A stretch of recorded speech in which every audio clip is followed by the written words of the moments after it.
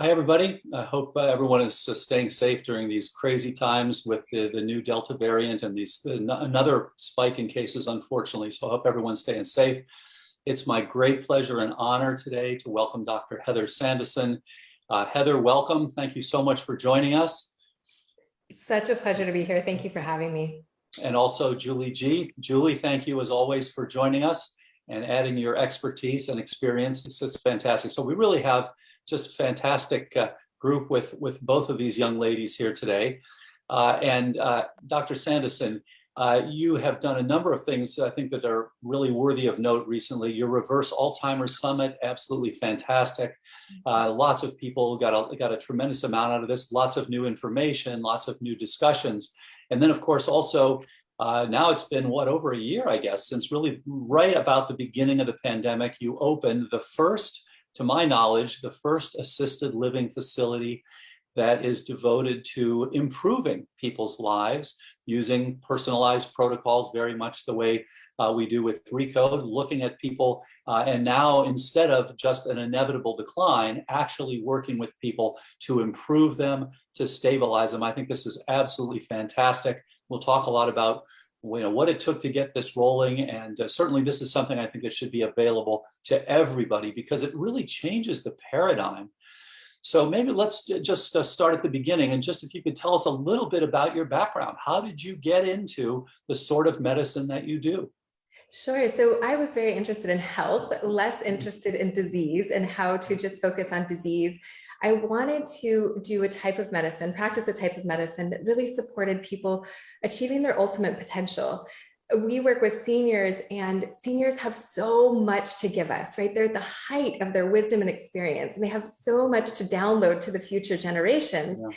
And it's really one of these troubling things to me. It's an injustice is how I see it, that we put so many of our seniors in front of TVs and feed them, cereal for breakfast and then sandwiches for lunch and then pasta for dinner and then cake and cookies. And that is just the opposite of a brain healthy diet. So when I saw I basically saw you at a conference, I saw your talk and I thought, Alzheimer's, I've been told for so long, there's nothing we can do about that. That sounds like a challenge. And also this group of people that really need our support. As so many baby boomers are aging, there's this groundswell of people who are approaching this time in their lives when Alzheimer's is going to become a big problem. And we need solutions desperately. So I, of course, was kind of confused, like, wait, you're telling me that we can reverse Alzheimer's, that there's a solution to this, when every neurologist tells my patients, every instructor I had up until that point had said, don't give people false hope. There's really nothing we can do. So I was a bit skeptical, but showed up at your training in September, I think it was, of 2017. And immediately when I came back, there were patients who were excited to do this with me. And I was excited to do it because I had gotten a lot of confidence from your training. So immediately I saw patients getting better. And when I saw that first patient get better, she went from a MoCA of 2 to a MoCA of 7 in like 6 weeks. And I just thought to myself, how can I do anything else with my career other than dedicate myself to telling everyone that this is possible? Because if this woman is suffering unnecessarily, how many others are out there suffering? And not just the patient, but also the caregivers, the spouses, the grandkids that don't get to interact with that human in the way that, at their full capacity. And so since then, there's been a series of very fortunate events in my life that have allowed me to spread the word and join your team, just changing this narrative around dementia and Alzheimer's and what's possible.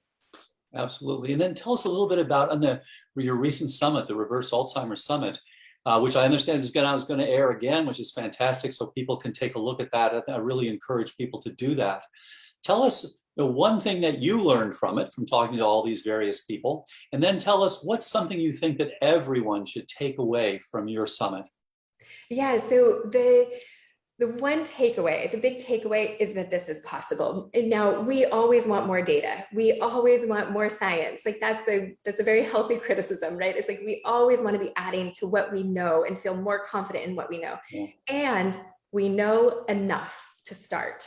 So don't wait for more more data to get started on this protocol. Dr. Bredesen, your protocol is, you and I talk about this all the time. Of course, we want to get it better. Of course, we want to fine tune it and understand more, always. And yet right now, we know more than enough. We have plenty of data. We're seeing even more and more of it confirm what we're doing, that this is the vast majority of people who start on this protocol will reverse their dementia. Yes, I'm seeing it. You hear me hesitating a little bit because I want there to be more data. And yet in my clinic, the vast majority of people who commit themselves to this process reverse dementia. They also reverse high blood pressure. They also they normalize blood pressure, they normalize blood sugar, they normalize autoimmune disease processes. So the side effects of the Bredesen protocol of doing this approach is that your health outcomes overall get better. So I want that to be really clear. And I think that was very well articulated by lots of the speakers in the summit. Other things that I learned, reversing the trauma-associated dementias. So Dr. Jatish Karazian joined us, and he spoke a lot about traumatic brain injuries and how not only how they can lead to dementia and high risk of dementia, but how to address that, and some exciting things, I think, from the functional neurology perspective that is not an area of expertise of mine, but that was really exciting for me to hear about. They're talking to, of course, you and Kat about the study. That's such new and exciting news that's so confirming and also just really hopeful and inspiring. So yeah, anybody who wants to check out the summit, it's the Reverse Alzheimer's Summit, and it's relatively easy to find online. Yeah, fantastic. And then tell us a little bit about, what I see, what really excited me the first time I heard about Marama, and of course, now that you're getting data from it, you're getting results, it's just so fantastic. It is a fundamental paradigm shift in the way we think about assisted living. Now, of course, in a perfect world, nobody would ever wait until they get to assisted living. But unfortunately, of course, people do. We need it. We need a good assisted living. And the idea that you go in and that you actually have some possibility of coming back out again, or of being very stable and having interaction with your family members for many years to come, is just it's a game changer. Very exciting. So tell me, the first time you got the concept in your mind, wait a minute, we need to do this, and I'm going to call it Marama. When did that happen? Yeah, so what happened was I had patients who were getting better. So I started to develop a bit of a reputation in our community around reversing Alzheimer's. And people were calling or emailing and asking, where can I send my loved one? Many daughters typically, right, are caring for their kids. They've got a career going on, and then their parent has dementia. And they want to do the best thing that they possibly can for their parent. And yet they're already juggling so much that the thought of cooking all of these meals, motivating them to exercise, doing so much is just beyond their capacity. I totally can relate and get it. And so when I started hearing this question come up, I wanted to be able to refer people to a place I felt confident in. And I looked around and there was just nothing. There was no one really doing it. There were a couple places that said, oh, we can take you to your Bredesen doctor, but they didn't offer organic food. They didn't offer a ketogenic diet. They didn't offer, they weren't saying that they had extra exercise that they were supporting or anything like that. It wasn't as much of the lifestyle piece. Right. And so I thought, like, well, how hard can this be? Come to find out, it's quite a project, but it's not impossible. And it is the way that things should be. Really, I will judge my success, I think, over the course of my career in how many assisted living facilities can we get to come in our direction. Yeah. I would love if every daughter, every son, every spouse who was considering assisted living for their loved one, or even for themselves, just ask, do you have a brain healthy diet available? When you call an assisted living facility, how much exercise does your typical resident get in a day? What sort of support do you have to get down to the gym? And those are the questions that I think will force that industry to come in our direction and be delivering the type of lifestyle that's best for not only our brains, but for our health generally, our hearts, our muscles, for everything as we age. So your question was the sort of the story of the concept.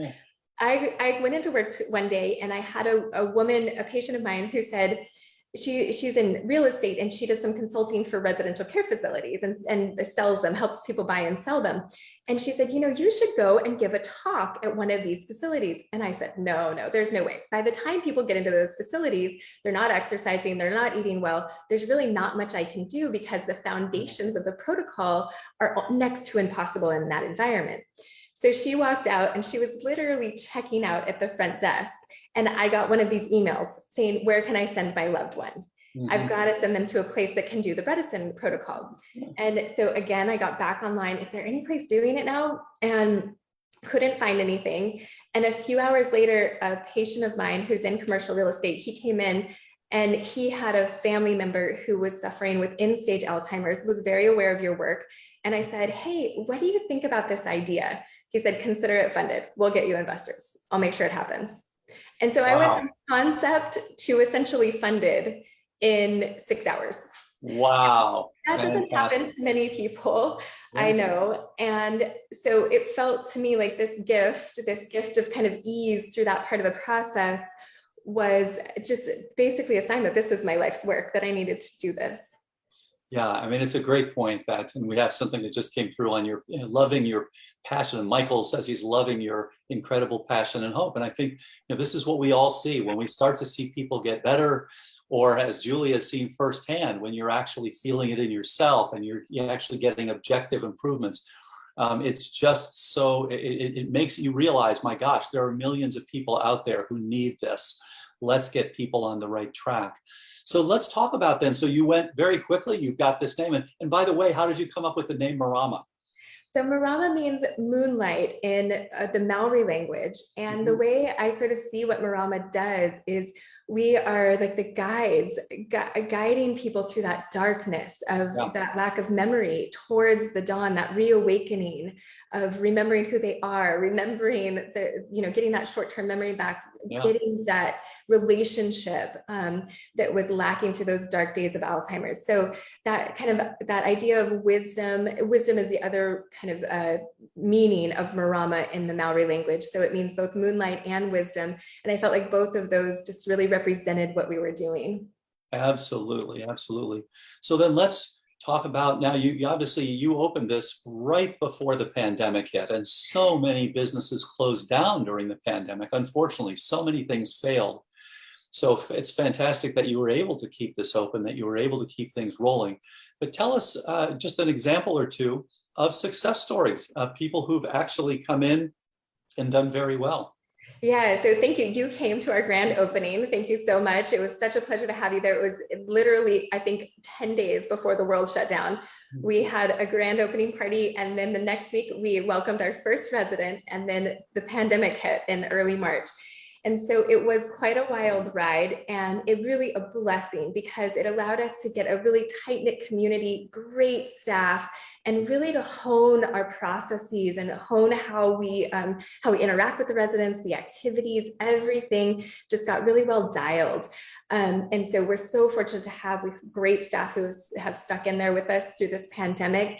And we've seen some really incredible outcomes. So there's one woman who has been on the Bredesen protocol for a long time, and she had a MoCA of 0. So I spoke with her, her power of attorney, a friend of hers supports her, and really beautifully. And she had called in December of 2019, right as we were taking over Marama and getting it set up.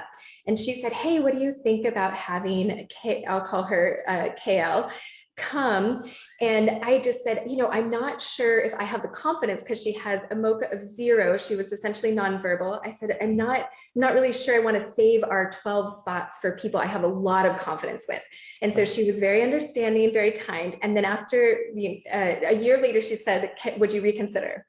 And at that point, I was open to it because of the pandemic. A lot of things had shifted.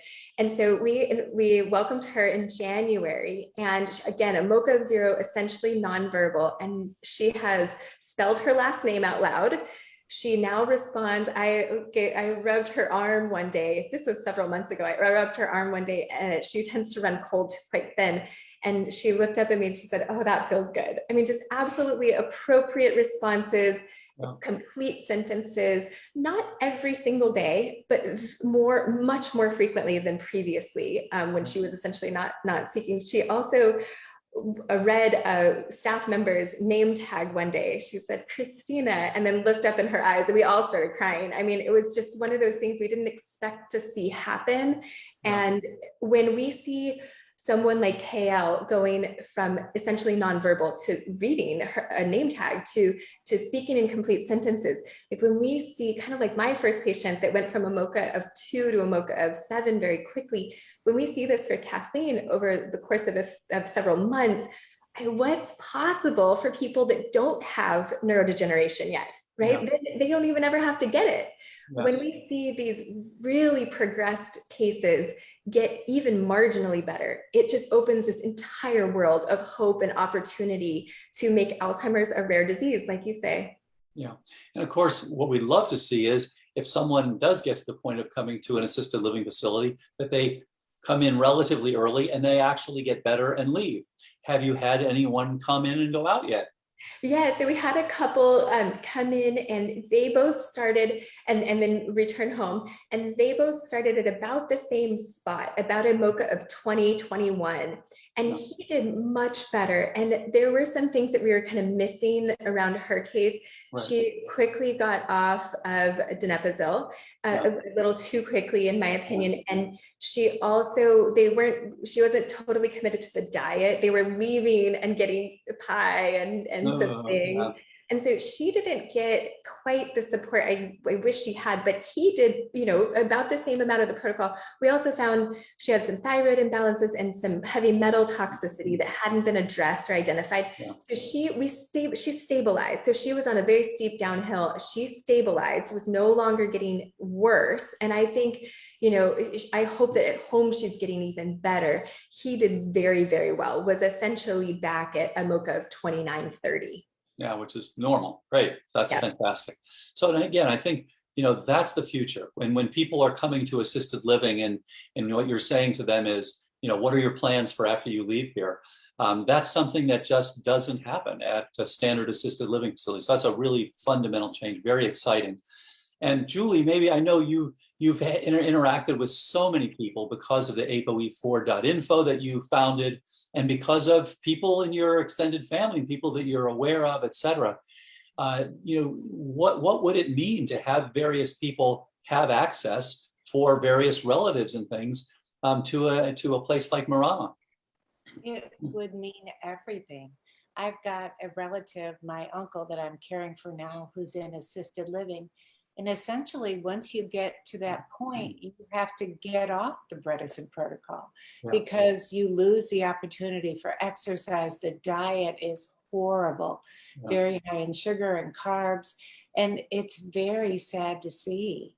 I found myself getting emotional as you were speaking about Marama and your residents. And it's just so clear to me that this has to be the wave of the future. Yeah. I don't think we have to consider it assisted living. I think we need to get people sooner, and we have to consider it an immersive experience that people come to and leave. You just go there for a month to learn the Bredesen protocol, to get your RECODE report, and go on with the rest of your life. And I hope other practitioners and philanthropists and entrepreneurs are listening, because the opportunity here is huge. Yeah. Baby boomers are aging. Gen X is getting to that age. And we need to be there to help these people. Yeah, it's not just about assisted living. And prior to that, it's about supported living. Really making it so that people don't get it. And so that we have some of the people getting to assisted living, and then, as you said, getting in early and coming back out, and others never having to do that, because, it really is something where, as a neurologist, the stories I've always heard is the person was going downhill, they went into assisted living, and they just really accelerated. I mean, that's what the story we always hear. They accelerated in their decline once they went into assisted living. So this is huge. And, again, it's a real game changer. So Heather, let's talk about some of the challenges. I mean, obviously, you really had to do a lot to get this off the ground. You had to deal with a pandemic. You had to raise money. You had to get the real estate. You had to get the place. which is beautiful, by the way, for anyone who hasn't visited there yet. It's a beautiful site to see. You had to get all the staff working together. You had to get optimization. And again, not everyone's going to get better from just the basics. There are going to be people you really have to search for what is the rate limiting step? What is the thing that's not allowing this person to get better? And as we evolve, I think we see it better and better. What are the things that are actually going to do that? But here's one example. You must have people who say, well, when I come to an assisted living, I want hot fudge sundaes because I've given up on everything. So where's my hot fudge sundae? Yeah, so this is something that I think should be really clear. And Julia, please jump in. What we see both clinically and at Marama is there's a hump to get over, right? People are addicted to sugar. There's some times to alcohol, definitely to TV. And so there's a period of time where it's pretty uncomfortable. They're kind of going through a detox. And we have a gentleman there new to Marama in the last few weeks right now, and he's in it. And it's hard. You know, he's grumpy and he's telling his daughter he wants to go home, and we understand. And so that's one of the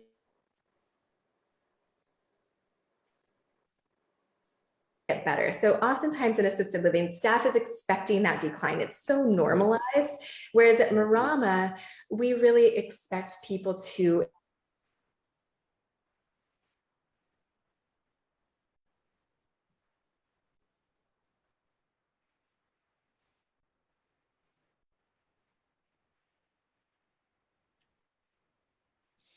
that our residents will respond and they'll rejoin in, and having that encouragement to do it.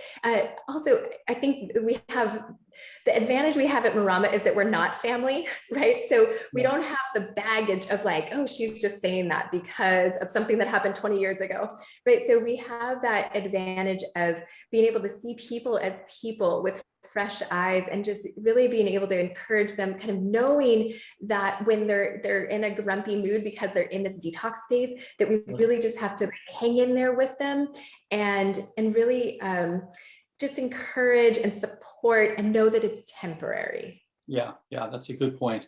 All right, fantastic. Well, we've got some great questions here. So let's launch into some of these questions. Mindy's asking about, are health coaches needed to support the protocols? Certainly, I think most of us have found that there are better results when you've got that coach. And to some extent, what you've created is coaching plus, plus, plus. You've got all these people that are really helpful, but maybe each could say a word about what's your experience seeing people who are interacting with coaches versus those who are not utilizing coaches. And maybe Heather, start with you. Sure. Yeah. So I think that I have sort of two answers. One, I don't want to overcomplicate things. So if a coach is not a simple, easy thing to do, just get started. Yeah. And if there's a coach that's accessible and there's any way to get a coach on board, yes, I see that the more comprehensive we can be, the more coaching we can do, the more, again, it's that encouragement, that support that really helps us get the best outcomes. Yeah. And then Julie, what's your experience with health coaches? I totally agree. I think they can be a game changer. I've seen people struggle on the protocol. I recommend hooking up with a great health coach. It makes all the difference. Having someone hold your hand and walk you through the process, slow things down, take you step by step by step, and just simply simplifying it, breaking everything down. Yeah. I think fabulous idea. Yeah, fantastic. And then there's a question here from Maria. She says, hello from Greenville, South Carolina, USA. I love this concept. Hope to see it replicated. It's where I would love to be. And yeah, Heather, I hope you have 100 of these pretty soon because people need them all over the place. And one of the things I really like is that people have waited. Everything has been so backward in Alzheimer's disease in the whole field because we say to people, don't go in early because there's nothing that can be done anyway. You're just going to kind of hope it's not Alzheimer's. And my argument is, no, you want the opposite. Get in as early as possible, preferably on prevention or the earliest reversal. And when, by the way, anyone who comes into an assisted living, have all the children get on prevention so that you end it with that generation. But what I'd love to see is for people to come in early, get out early. Coming in as early as possible and getting out as early as possible so that you can really change this. And it'll be more of a place for people to get better instead of a place for people just to get worse. So I know you've said recently, Heather, that you're looking at opening a second one. And do you have any plans yet about where that might be? Yeah, so what we're going to do first, because the idea is that we will influence this entire industry, and there will be options for people all over the country, if not all over the world. So the most common question that we get on the phone when someone calls is, how come there isn't one in my city? I don't want my mom moving across the country. I want her down the street, which I completely understand. Absolutely. And so we are hoping to grow the next facility. What we've decided to do is get as close to the current facility as possible. And as a professional, as a scientist, what I'm so excited about is to do some A/B testing. So essentially really hone our practice. It'll be more of like an expansion, so that we understand how to open a second facility so that then the next one can be further away, and kind of work out the kinks of that process. But I think you'll be able to appreciate that. I can't wait to see, is it better for everyone to be on keto 7 days a week or 4 days a week? Yeah. Is it better for them to be doing the Vilite once a day or twice a day, or some other, is one other of the other red light therapies better than this one? Yeah. I think there's a lot of opportunity when we have these relatively controlled environments to optimize what we're doing on the lifestyle path. And so that I kind of geek out and nerd out about the opportunity to do that with the second facility.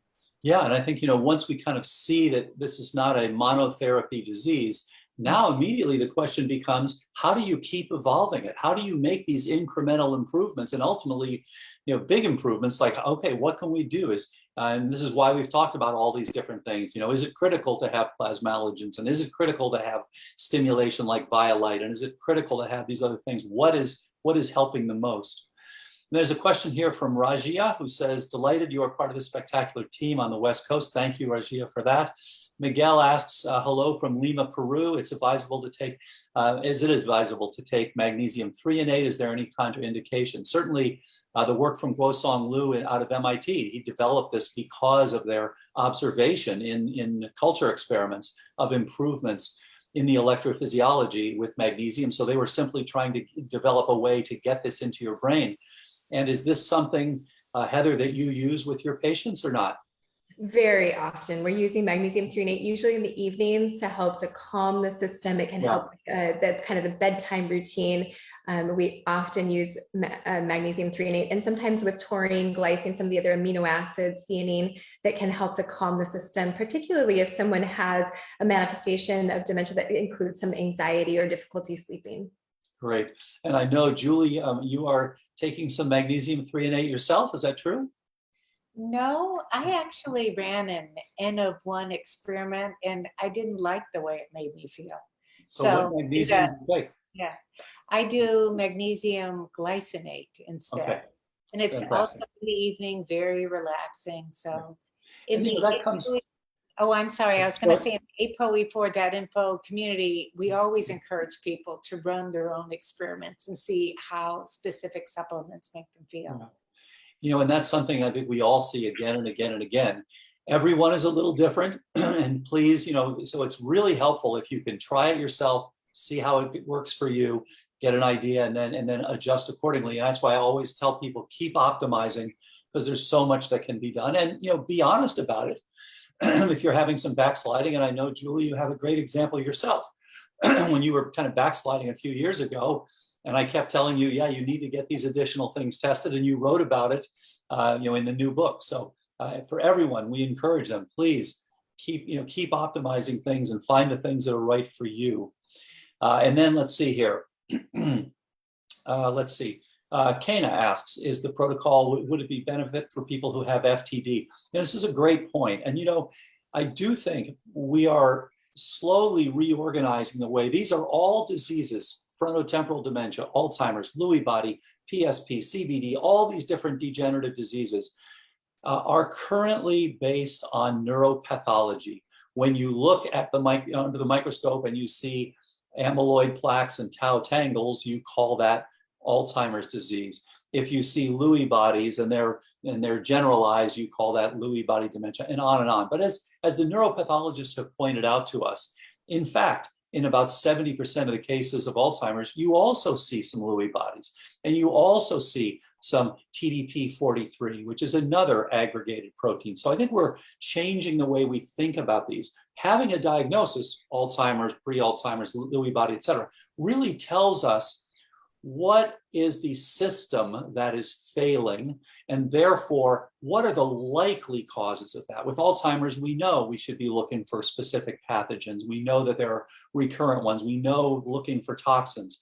We know if it's Lewy body, you better be looking very carefully at toxins, because those are the common things, not always, but those are the common things that cause this. Now, with frontotemporal dementia, it has been different. That is essentially a cousin of ALS. People will often have frontotemporal with a little ALS, or ALS with a little frontotemporal dementia, as Dr. Bruce Miller pointed out years ago.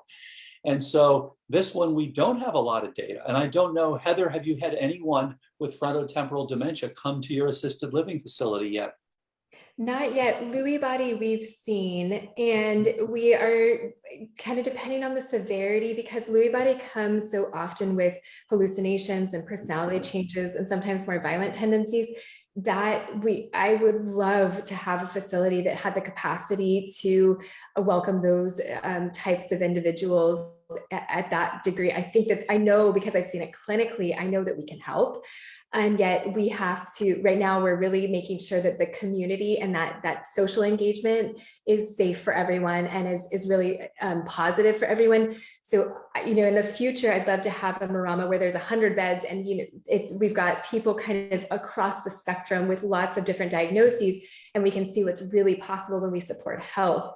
When it comes to diagnoses, we're putting a name on and really describing like you said, the pathology. And what's so much more interesting to me is how you describe dementias in the causal pathways.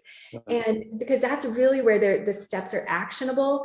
And so I'm a naturopathic doctor, and I often will see patients who haven't even seen a neurologist yet. So they don't have a label on themselves because they're afraid of that label, quite frankly. And so I really care less about that label than I do about the causal pathologies and how we can optimize cellular function and create healing. Absolutely. Yeah, and I think, we're all starting to look at how we redefine these things from pathological to etiological, so that we can really look at the different, is this mostly vascular? Looking at the root causes is such a huge issue. I should mention that it's critical. Earlier, the better. We hear all the time someone has, they just have mild cognitive impairment. I sent them home, asked them to come back in a year. Well, mild cognitive impairment is the third out of the 4 stages. And so it's very important to get things started as early as possible. Really, mild cognitive impairment should be called late stage Alzheimer's disease. It's a later form of the disease or time, and yet still we see people with MCI getting cognitive decline reversed all the time now. If you do the right things, if you look for the right things, evaluate the right things. And I think that we're going to see this more and more. This is from Michael. Dr. Sanderson, I'm absolutely loving your incredible passion and hope. Thank you. The world needs to finally know hope, and Alzheimer's is here. Fantastic. Huma says, just started training to be a RECODE 2.0 certified physician. Fantastic. Thank you so much. We need people all over the world, and I'm asked this all the time.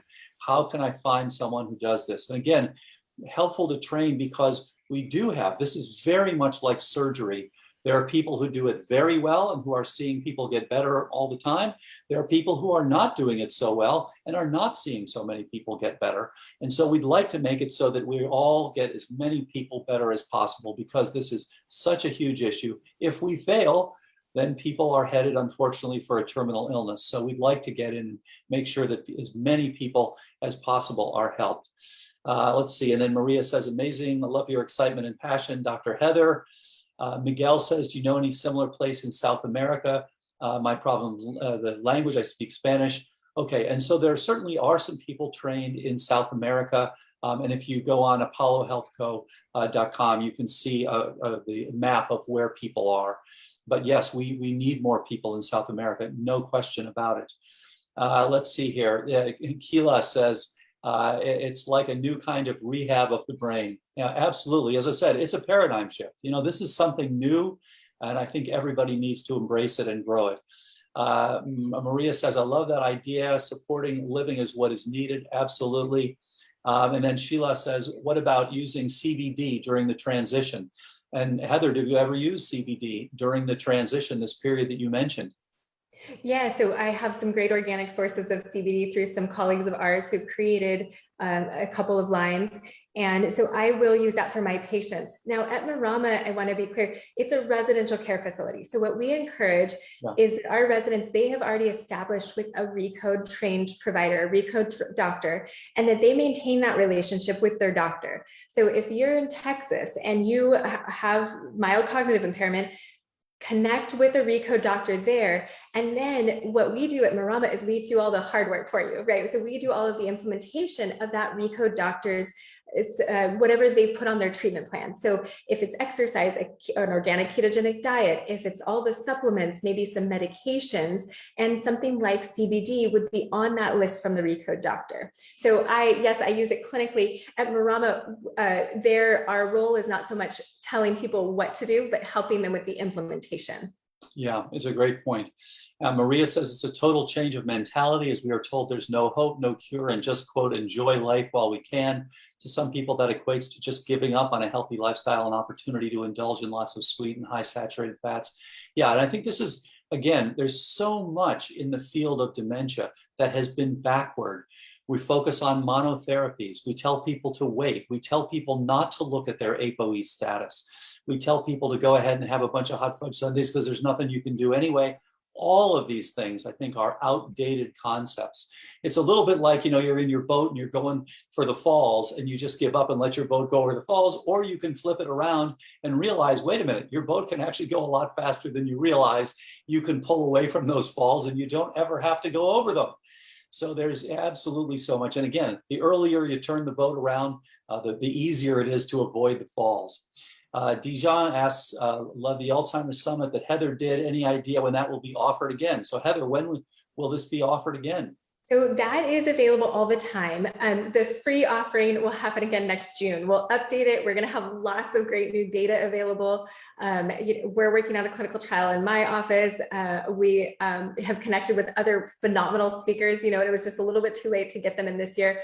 I have a lot of projects going on this year, and so I can't wait. Next June, Alzheimer's Awareness Month, we will relaunch that summit for free. Until then, you are welcome to go to the reversealzheimersummit.com, something like that. It should pop up if you Google it, and especially associated with my name, you'll find it, and then you can pay for it if you'd like. Fantastic. And then Karen asks, how old do you have to be to reside at Marama? Great question. So we are licensed by the state of California as a residential care facility for the elderly. So the majority of our residents are 65 and older. We can get exceptions, and we have had residents who are in their earlier 60s, and that's okay. But predominantly this is our licensure requires that most of our residents are over 65.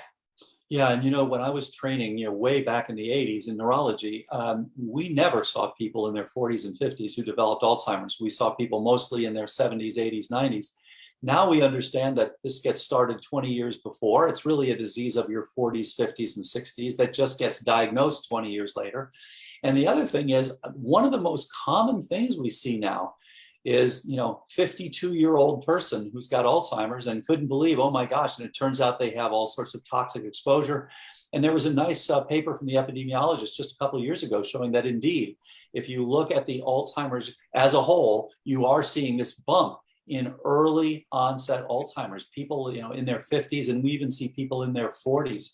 So it really has changed. And so what do you recommend? Well, that's when we see the best results, right? So someone who's younger in their 40s, 50s, and early 60s, when we can catch it, then we get consistently that turns around. They still have capacity to make these changes. They've got energy. They're not also as kind of stuck in their ways, is kind of how I see it. And also, I think there's more openness to like these higher fat diets. When people in their 80s and 90s, they really heard for years that they needed to avoid fat, avoid salt, avoid a lot of the things that are so important for brain health. And so it takes a lot. I've heard used kind of use the analogy of the big tanker ship, like headed fast in one direction. And I think that it's not only the disease process, but it's kind of this mentality is just like stuck going in this direction. And it takes a while to turn it around and convince people that it's okay to eat these good, high nutrient dense foods that we were sort of told for a long time were bad for us. So 40s, 50s, 60s, it's a privilege when I get to see someone at that age who's identified that they have an issue.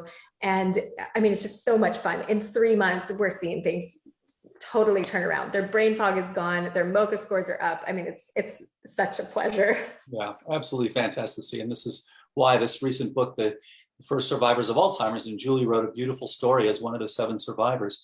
It's just so exciting to see people, thriving again. So wonderful. And let's see, and Kaliko says, so grateful for all 3 of you sharing this with the world. Yeah, thank you, Kaliko. We'd like to see millions of people, would like to see a real drop in the global burden of dementia. That is the goal for all of us. Janet says, thank you for doing this. What's the monthly cost for Marama? So do you mind sharing that with everybody? No, not at all. So the monthly cost includes, 24-hour caregivers who are well-trained, well-versed in redirection, in encouragement.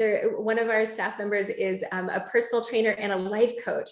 And so we have this really phenomenal staff, 24-hour care. It includes a non-toxic environment. So we've got organic mattresses, all organic cotton linens, or all 100% organic food. I've had this conversation with the chef only once. Are you sure we have to get this organic? Yes. 100% of the time. That is non-negotiable. Yeah. All the animal products are grass-fed, organic, very well sourced from regenerative farms. And then, so we have pillars is the way I kind of think of it. So the first pillar is the non-toxic environment. The second pillar, and it includes the detergents, the cleaning products, everything in the house. We also have air filters running, very high quality. The GC Multi from IQ Air is the one that we have. We use Biogen products, we use Branch Basics. So we use really high quality products that are not adding toxins to the system. And then we have the organic ketogenic diet, which includes 3 meals a day, breakfast, lunch, and dinner, and then snacks in between both of those meals, and a 3-hour fast, a minimum 3-hour fast between dinner and bedtime. And our staff knows that if somebody asks for that midnight snack, we offer them tea, right? So everyone's really well versed in making sure people stay on the protocol, even when there's a tendency to deviate.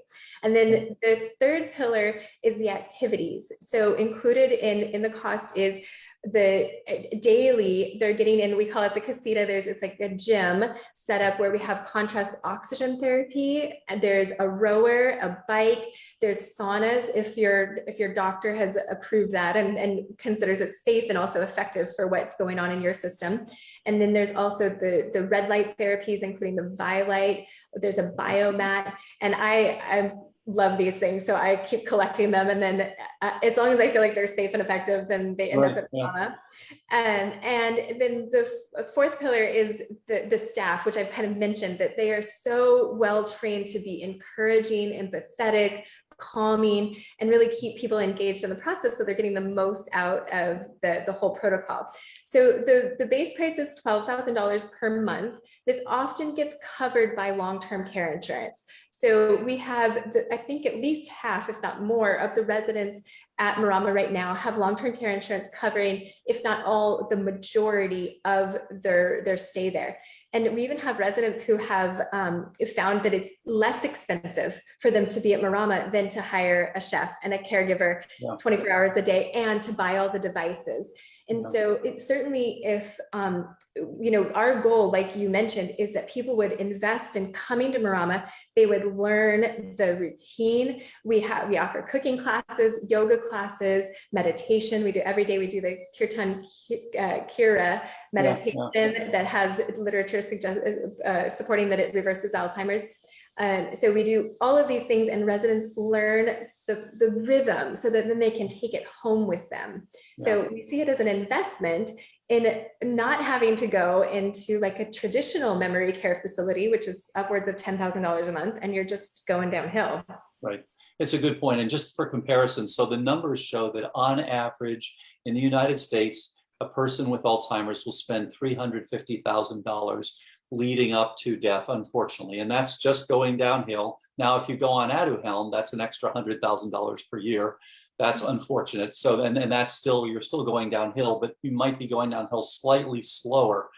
So the problem is, this is unfortunately an expensive disease. So the idea of investing something up front, and certainly if you come back out of Marama, you may be spending $1,000 a month to get on the right things, to do all the right things, instead of 12,000. So I think the whole idea of having a better lifestyle, having a better interactions, all these sorts of things, I mean, these are life-saving. And so that this is really actually quite a good investment. And yes, if you can have your long-term care support it, that is fantastic if they'll take care of it. So that's great. And then Christine is saying, this is great, thank you. Is a lectin-free diet important for brain health? And so I actually have a talk coming up with Dr. Gundry. We all look at lectins often as being things, especially for people who have autoimmune issues. What's your sense about the critical nature of lectin-free diets? So my thoughts are, if you are struggling to get the diet that you're on to work for you, what I've seen clinically is basically switching your diet is one of the best things you can do. And if a lectin-free diet appeals to you, or you have some sense that that is the right diet for you, then absolutely, I think that it's worth a shot. Sometimes people switching from keto to a vegan diet is really, really helpful. Now, a vegan diet is going to include probably a lot of lectins, but switching back, I don't know if you guys have seen this as well, but it's that change in diet. When we think the ketogenic diet, paleo diets, a lot of these diets, they're ancestral. And when I think about ancestral diets, one of the most consistent things about an ancestral diet was inconsistency. It was that our diets changed with the seasons, that there wasn't always sugar available the way it is now. There also wasn't always a bunch of fat and meat available. So that shift in diet is really what I see be most effective. And then finding the right diet for you. I don't subscribe to that there's one diet that's the best for everyone. It's really about the trial and error, and also the season of your life. So kids will do better on one diet, and then that same individual, as they grow up, maybe will do better on a different diet. So I think that openness to trying different things, and certainly I appreciate Dr. Gundry's work. I'm very impressed by him, really appreciate what he's contributed to this conversation around APOE4 and around lectins, and just kind of opening our eyes to the different things that we can experiment with and try out and see what fits for us. Yeah, and seeing his own patients get better. I think there's nothing better than actually seeing human beings. When we had the lab for 30 years, it was always about, could we see fewer cells die, or could we see Alzheimer's get better, or Alzheimer's get better, or that sort of thing. But there was always, but does this have anything to do with a human being? And there's so many false starts in mouse research that really didn't work in humans. So seeing human beings get better, that is always fantastic. See, Valerie says, my hair analysis said I was low in magnesium, so I take 1 mega magnesium AM and PM and also increase zinc. And yeah, it's true. So many of us, I mean, the common ones, we're low in magnesium. There are supposedly 1 billion people on Earth who are low in zinc. Iodine, potassium, choline, we've talked about a lot, and choline especially important for people with cognitive decline, because acetylcholine is such a critical neurotransmitter for memory. And so I'm sure you look at multiple metals in your patients who are coming in and make sure that you optimize those. And what do you do about people who are already underweight? What do you do about the people who come in and you're telling them, well, we don't want you to have a late snack, but they have a BMI of 18 or 17 and a half, and they're really frail, and you're concerned that trying to push them into ketosis might actually hurt them? Yeah, this is such a great question, and certainly something that I have gone back and forth on. Actually, Dr. Gundry was the one who kind of gave me a bit of confidence that, underweight in our society is probably a healthy weight. And so, of course, we are concerned about osteoporosis and fractures and that kind of thing. But on the Bredesen protocol, we have a lot of support for that. Minerals, vitamin D, the hormones, certainly estrogen is very, very supportive of the bones, and then the exercise. And so as long as we typically see a bit of a drop in weight, particularly if people have excess weight to lose. Now, sometimes there's a reshuffling when you get on a ketogenic diet, but this is not a low calorie diet, right? So don't expect weight loss. I think a lot of people are afraid of weight loss, especially in the elderly, because they've seen someone, cachexic with cancer, or, they're kind of wasting away. That is the opposite of what we're doing here. What we see when people mostly get on a good, robust diet that is full of calories, good height, lots of avocado and lots of, coconut oil, if that's appropriate for you, the really good nutrient dense foods, and they're getting the exercise and they have the hormonal support, they actually start to kind of fill out with muscle.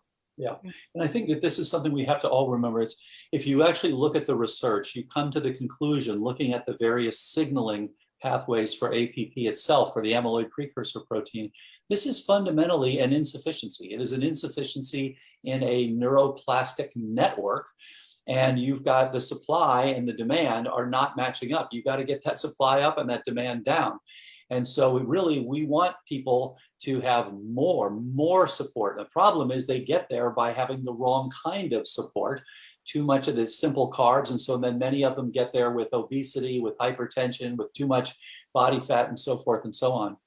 Let's see, Dell says something very interesting here, says, I've seen this stuff work on someone who is 18 years into dementia, and in their late 90s, they reversed most of their symptoms.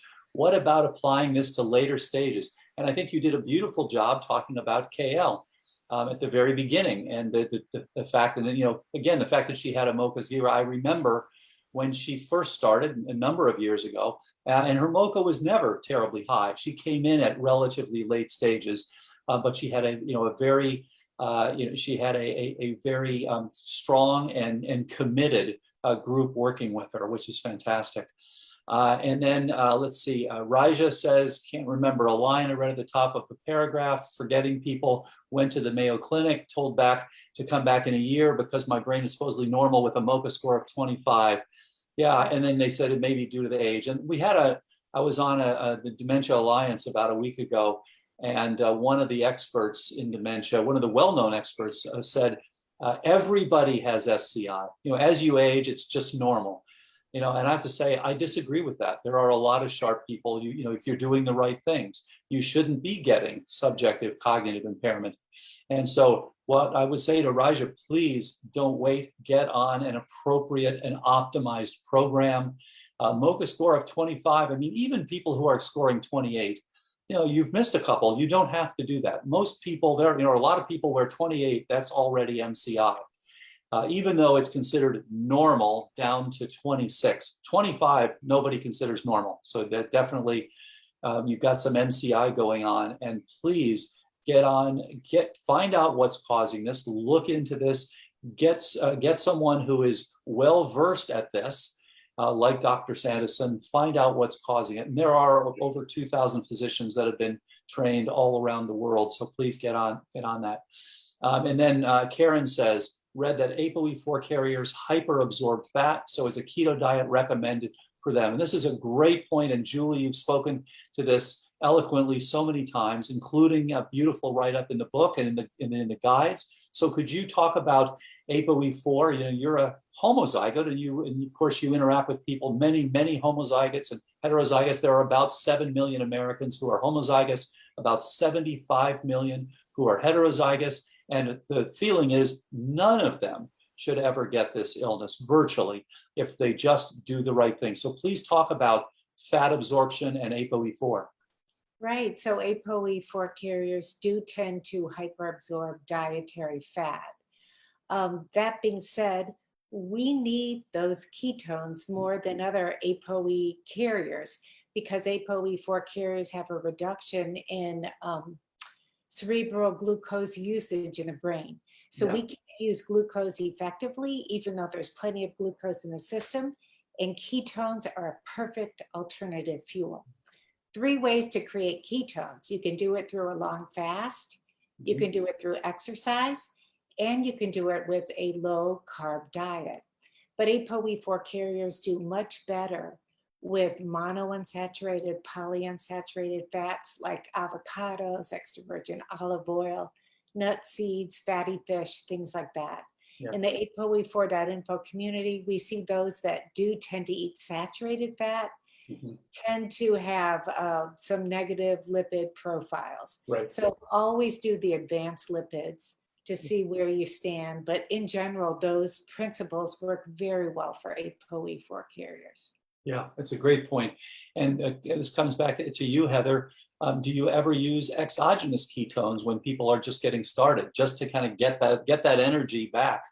We often do, yes. So often, especially if someone is struggling to get into ketosis, that can kind of give them the bump and a little bit of confidence once they see that they can measure them.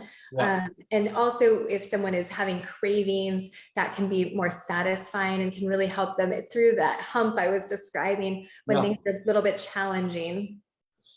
Okay, and then final question, which is, so I know we're running out of time here, but final question would be, what do you do for mitochondrial support? This is such a huge issue. And one of the things that's always bothered me, and scientifically, is why is it that when our brains try to protect themselves, and that's really what you're doing, you're going from a growth and maintenance mode to a protective mode, just as we did with our country when we had COVID-19 pandemic. You're now pulling back and you're entering a recession, which is what our brains are doing with Alzheimer's. And yet, why is it that our brains, in trying to protect themselves and making this A beta, didn't get something that didn't affect the synapses so much? Why so much downsizing as protection? And I think part of the reason is because anything that is going to be antimicrobial, as we learned from the antibiotics, often damages mitochondria. And sure enough, you've got damaged mitochondria in many people with cognitive decline. So what do you like to use for mitochondrial support? So an easy thing, relatively easy, passive, it goes around the gut is the red light therapy. So red light therapy helps with with some of the biochemistry associated in a non-nutraceutical way. And so that can be very effective. And we've seen, especially in the more advanced stages, we've seen people put on a Vielight or get in front of the Juve light and be very different. The mood improves. Even we had a Lewy body resident who came in, and she would sometimes talk like a child. She would revert to childlike behavior. Yeah. We would put the Juve light on in front of her and the Vielight on her head, and 20 minutes later, she was back to kind of her baseline. So we've seen improvements, and I don't know necessarily if that was mitochondrial function, but certainly that's part of the explanation that's presented by Michael Hamblin out of Harvard, who's done a lot of the research around that. And then the contrast oxygen therapy also helps with mitochondrial function. And those are some things. I have a lot of patients. I work closely with Neil Nathan, who I know you know well, and I see a lot of very sensitive patients. And so when we start talking about mitochondrial function, typically we talk about the nutrients, right? Your basics are CoQ10, carnitine, ribose, and there's a lot of products out there. I could, K-Pax is one from Integrative Therapeutics, Mitocor is another from that's I think orthomolecular, and then Qualia has a Qualia Life product that's a very sophisticated mitochondrial support product. So, and I know that Life Extension has one. Every supplement company that's kind of worth their weight has some sort of mitochondrial support product. What I think the big question is often for people who can't tolerate all the pills, what do I do then? And that goes back to a really good, healthy, clean diet. The exercise is supportive of mitochondria. And then we can get into some of these devices like the light therapies and the contrast oxygen. Yeah, fantastic. All right, well, this has just been fantastic. Thank you so much, Dr. Sanderson. Thank you so much, Julie, as always. This is really a world-changing, a complete change in the whole idea of assisted living that you're pioneering. So thank you so much for your fantastic work. And we look forward to greater outcomes, all the things coming in the future and all the people coming through your assisted living. Thank you for setting up Marama. Thank you for your passion and commitment, both of you, and look forward to a world with less Alzheimer's. Thanks. We'll take the rest of the questions online. And again, thanks everyone. Take care. Bye-bye.